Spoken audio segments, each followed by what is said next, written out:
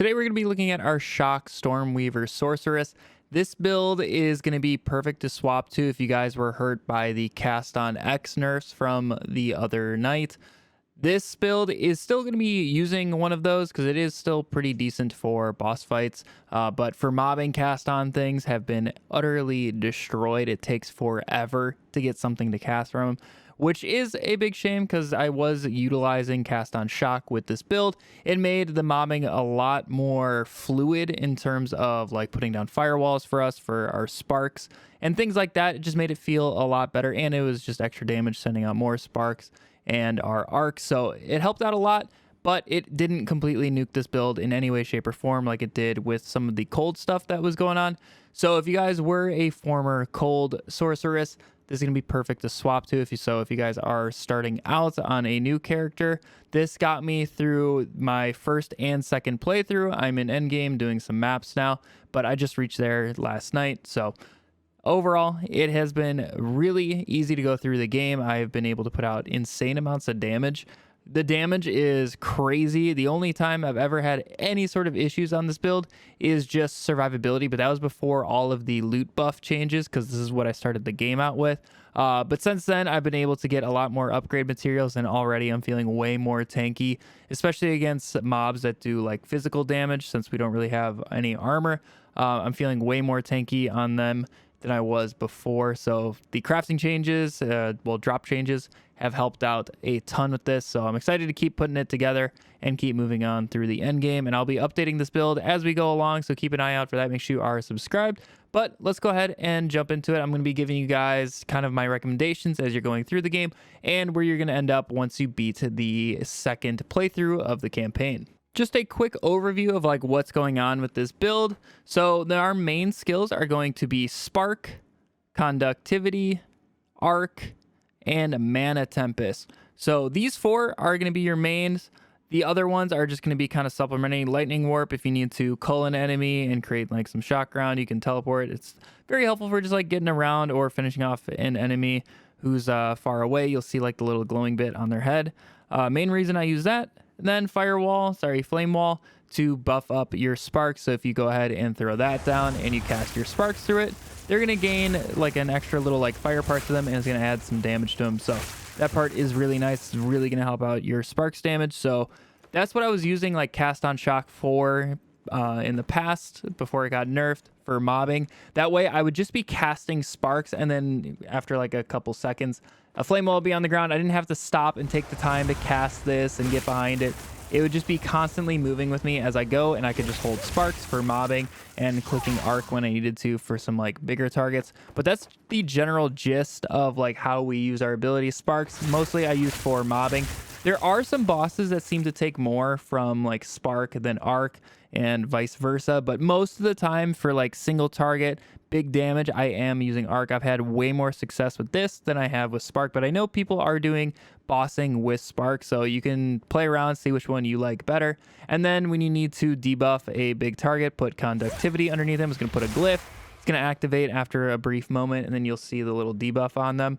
I do have a support gem on here, which does make it really good for mobbing as well. We'll be going over that here very shortly, but that is the general gist of it. I do just have solar orb on here just for an extra source of ignite. This was a little bit more useful early on in the build, so if you guys are still going through like the first playthrough of the campaign or like just starting into New Game Plus and your shock chance isn't that high, this is really good for just adding ignite on bosses that don't really move that much. So before your shock chance gets up, that's really helpful. But right now I've really hardly ever cast this ability. Mostly I am just using these 6 over here. But for the actual details of the build, I think a really good place to start would just be our skill tree. Let's start off with our ascendancy first. Once again, this is going to be a Stormweaver build. Now, I only have 4 points right now. It's really all you need. So right now, I'm currently going into Strike Twice. That way you can get that extra shock on an enemy and have them take even more from your shocks, which is really good. You won't even notice the duration just because you're applying so many shocks all the time. And then with my other 2 points, I'm going into Scouring Winds so I can increase that exposure with our shocks. I would go for Strike Twice first here, and then go into these with the other 4. But you can play around with other things. Once I get more points, I'll probably go into like Arcane Surge. But if you want the mana regen and cast speed, you could go into that right away. But I personally like this a lot for the damage. I do kind of want to try out the Shaper of Storms for more shock chance, just for like almost guaranteed shocks as we're just like mobbing through it and they only got to get hit. It's a little bit less RNG for us when we can actually get our damage ramped up. So I'll be trying out those once I get some more points. But for right now, these are the 4 that I am currently using. But for the actual tree, I just start up the left side, just grabbing spell damage, going through the main nodes of like raw power and path of storms. Then we go up and we can grab some lightning damage resistance penetration here with breath of lightning. Then we can also branch off to the left with damage against ailments. This is why I was using solar orb early on, just so I could be like guaranteed that they'd have ignite on them before my shock chance got really high. So that was just the main reason that I had this in that build, was just so we can make sure this is active at all times. You're going to notice a huge difference in your damage when an enemy has an ailment and when they do not. So make sure you are igniting them or getting those shocks to apply very quickly. Then you're going to notice your damage ramp up a lot with these nodes. Then I was moving back up. Eventually you will grab the like echoing flames and echoing thunder here just for some extra elemental damage. I wouldn't worry about those right now. You're going to want to move up first. So if you guys are like going through the campaign, I would start here, and you can grab pure energy if you want a little bit more survivability. That's currently what I'm speccing into, is just more energy shield stuff. But I would save that for the end. Focus on like your damage. You won't need it too much in like the campaign portion. But then as you go up, then you can go into overexposure for the extra lightning exposure, which is really nice. Then as we move over, we can go into this whole lightning cluster here. So we get branching bolts, so our arc chains more. We can get more lightning damage and cast speed, and the increased chance to shock. Once again, once we get those ailments on, you're really going to notice your damage ramp up with exploit the elements and those nodes. Then we can move up even further into here. So here I have some like mana regen stuff. It is really helpful. When you're in your mana tempest, you're going to be burning mana very, very quickly. So you're going to want to be hopping in and out of that. But if you do, like you're on a boss and you burn through your whole thing of mana, it's really important to get that back quickly. It's really going to help out your kill times. Otherwise, increasing our spell damage per 100 max mana, you're going to be stacking mana on all of your gear. Right now I'm up to about 1100, but that's going to go up even further with one of our spirit gems. Otherwise, we can get raw mana for the increased mana. It is going to make our skills cost a little bit more, but that's not a huge deal with just how much mana we have and the regen. Then we can go into the other lightning nodes up here with electric amplification, power conduction, and pure power. It really wasn't until the end of the second playthrough that I started to notice like a need to start going into survivability a little bit. And once again, that's mainly because of the gear, because I didn't play this character before the loot changes. So that's where I started going into energy shield stuff. So a big thing for me with energy shield that I really want to focus in is just getting it to start recharging quicker. It's 4 seconds by default, so we can get this much lower once we get these. So my next points are going to be going into here, and then eventually I will be going into the like recharge rate stuff of it so it can fill up quicker. That's the main things I want. It's already at a decent size at about 850 right now. Obviously we can stack that later, but right now the main things I want to focus on first before its capacity is just making sure it doesn't have a large delay and it fills up quickly. I think that's the most important for it. But then otherwise, for the end of your damage, you can do the Echoing Thunder and Echoing Flames. Taking a look over at our gear now, I am so far from perfect. I'm just going to say some like general couple stats that you guys are going to want to be looking for across your pieces of gear and like your weapons, things like that. So let's start off. This weapon I've had for a very long time. As you can see, it requires level 36. I am level 68 right now. So I've had this for quite a while. That's one nice part about the magic weapons. They can last you a good amount of time. This one gives me extra lightning damage, increased spell damage, increased lightning damage, +2 to our lightning spells, intelligence, and mana regenerate. So this one has been really nice. If you guys can find like plus flat damage on your weapons, that's going to be a huge bonus. Unfortunately, I don't have that, but this has been my go-to for the time being. And then for the rest of our gear, the main things you're going to want to be looking for are mana, life, and energy shield increases. That's going to be like your main survivability. Get resistances when you can, obviously. They're really going to start falling off as time goes on once you're in these later playthroughs, like here in Act 3 of New Game Plus. My resistances really aren't that high. I've got a decent amount of cold, but that's about it currently. And once again, we don't really get much armor with this build.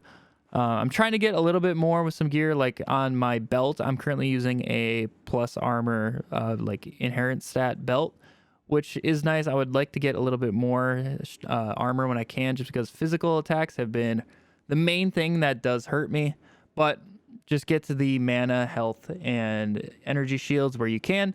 On your gloves, you can try to get the like more flat damages. My gloves aren't that great whatsoever, but just try to get flat damages. Once again, life and mana. You can do crit stuff. Eventually, as I level up this build more, I will be going more into crit, but I just want to get the like base raw damage out of the way and survivability. From there, I will start speccing into crit with my later levels.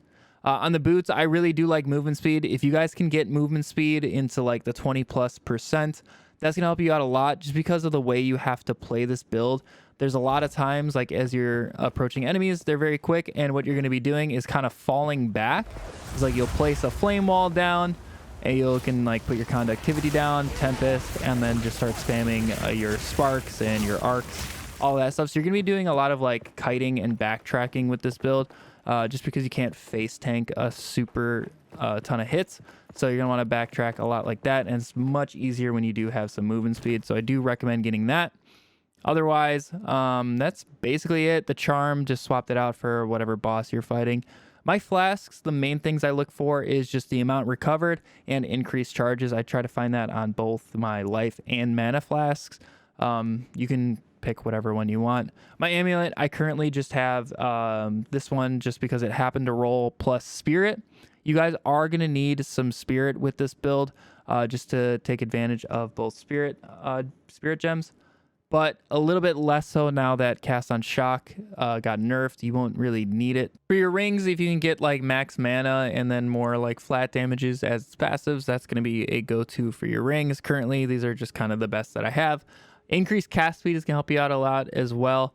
The faster you guys can be casting, the more damage you're going to be outputting. Right now, my cast times are about 0.48 for my spark and 0.61 for the arcs, and that's without arcane surge active or anything like that, which we will be getting in a little bit once we get more ascendancy points. So we're going to be able to cast very quickly. Up next, we got our skill gems to look at. Now, quickly going over our spirit gems, we're going to be using mana remnants, and then currently I have Cast on Shock still just for bossing. You're really, once again, not going to notice this in mobbing. It takes so long to fill it up. The other one you could replace this with would be, I always forget its name, but you cycle through the different element buffs, so you can like randomly get a shock bonus, cold bonus, fire bonus. You could try out that one, but this one is completely optional. Mana remnants is going to be the main one that you're going to want to have. So if you don't have like spirit on gear, don't worry about like losing this for right now. It is mainly just a convenience thing and just a hair extra damage, because I slotted in spark, flame wall, arc, and then the chance to refund part of their mana costs. But that, it's not getting triggered nearly as much, so it's not super important. Mana remnants here, I just have mana regen rate while it's active, just because it's always there, which is really nice. Life on kill, and just life recovery. Those are kind of just my best bets. But arc is, once again, the main thing that I'm using for like big damage on this build. So I'm using it with the no critical hits right now. This will go away once I start speccing into critical hits, but right now I'm just focusing on raw damage. So that's another 30%. I'm dealing 12% more elemental damage for each type of skill used recently. So I am going to be adding a cold skill to this. I'm probably going to add ice wall. If you guys want to throw that into like your empty slot, you can. That way you can get more damage out of it, and you can use ice wall as like utility, blocking off enemies. So that's currently what I'm planning. Otherwise, more cast speed, just because this one has a little bit longer cast speed than Spark. So I want to make sure I can cast this as quick as possible. It's going to be a bigger benefit here. And then also I'm using lightning penetration for 30% lightning resistance penetration. Conductivity, I have the more skill effect duration, so I don't have to cast it as much. It is a very expensive skill. I would use a lower level of this, by the way. This is a level 9 gem. The bonus you get for using a higher gem is just not worth the extra mana cost. This thing is going to be so expensive with a really high level gem. So I would use something on the lower end if you can. But But otherwise, duration, area of effect, so it's easier to hit the enemies, especially if they're moving. You got to kind of lead it since there's the delay. I just found it a lot easier, but you can move this to like another skill if you want, like flame wall or whatever. And then the other thing that I really like to use on this is impending doom. This way, when they walk over it and get cursed, when they die, they're going to explode. So it's really nice for like big packs of enemies. So like you think of the little beetles on that one map, like stuff like that, it's very useful for. Once again, when I'm like kiting around, I will like cast this at my feet, this into the Mana Tempest, and then you can just go to town, they'll all blow up. So that's usually like the combo I do when there's a huge pack of enemies. Flame Wall, the main one I like is just Fortress. That way it just fits perfectly with your Mana Tempest. When you go in here and cast this, no matter where you look, wherever you're casting your sparks, they're going to get to that bonus. So it just works out really well as like a duo with those two skills. Lightning Warp, I just do recover life over 4 seconds when you kill an enemy with it, and your mana. Once again, this isn't like a main staple skill of the build. It's just something nice to have, so I filled those in with that. Mana Tempest, I like to do skills empowered, deal 15% more damage, and then also they have less cost, so it doesn't drain quite as much. Then for sparks, I like the magnitude of shocks. This gets it up to currently, I think it's 42% per shock, and I'm inflicting 2 of them with this. You're hitting so many projectiles, it's very easy to get both of those shocks on them, which is nice. Then having more chance to shock with it is very helpful. So I kind of use this as like a primer a lot, even on single targets. So I'll like do this a few times and then go into the arcs is usually one of my combos. And then more projectile speed, since they're a duration, when they move quicker, you want them to bounce around more and hit more things. So having that projectile speed gives you a little bit more chances of doing so. Yeah, this setup is really easy to use. You can take it all the way from level 1 into endgame, well into endgame. So it's just like a perfect path for you. And you don't need to do any sort of changes as you're going through. Really, the only difference between like a lower level version of this and an endgame version, besides the damage, would just be how attentive you need to be to making sure that enemies have ailments on them, so you can inflict that extra damage with the passives that we're speccing into in our skill tree. That's really the main thing that you got to be looking out for. Your big power spikes when you are leveling this build are going to come from conductivity and Mana Tempest. Right before you get conductivity, you might start feeling like a little bit weaker, but the moment you get it, you're going to feel your power spike back up. And then Mana Tempest is a big one. You guys are going to be using those in all of your engagements. Mana Tempest is like a second, maybe 2 second cooldown between uses once you leave it. So as you're popping in and out in mobbing, it's basically going to be every single pack. You're going to get to use it. There's very rare scenarios where like you're just getting constantly bombarded and have to move, where you might have to wait an extra half a second to cast the Mana Tempest. But if you can stay in there, which is another reason I'm speccing into survivability, just so I don't have to dodge out quite as often, you're going to be able to just melt the mobs in front of you. I've personally been having a ton of fun with the build, and it's been a really good time with it. So if you guys do enjoy the build, make sure you leave a thumbs up on the video to let me know. It really does help me out. Also consider subscribing for more Path of Exile builds. I have many other characters built right now. That's kind of been the reason I've been putting off doing endgame on this character. At least like a deep run of endgame, is just because I've been having fun building new characters. I have a mercenary I've been doing, a monk, and this monk is one that I actually haven't even heard of people trying yet. So that one I'm very excited for. I'm going to keep working on that. I've done a witch, a warrior. I've literally played everything except for ranger so far. So we're going to have a ton of builds coming, so make sure you guys are around here for that. Otherwise, hopefully I'll see you over on Twitch. We've been streaming this game a lot, so I'd like to see something more over there. If you have any questions, I'm happy to answer them as well. And otherwise, we just like to make builds and have a good time. So thank you guys for watching this far in the video. If you are still here, I really do appreciate it. But anyways, I hope you all have a fantastic day, and I'll catch you all in the next video. See ya.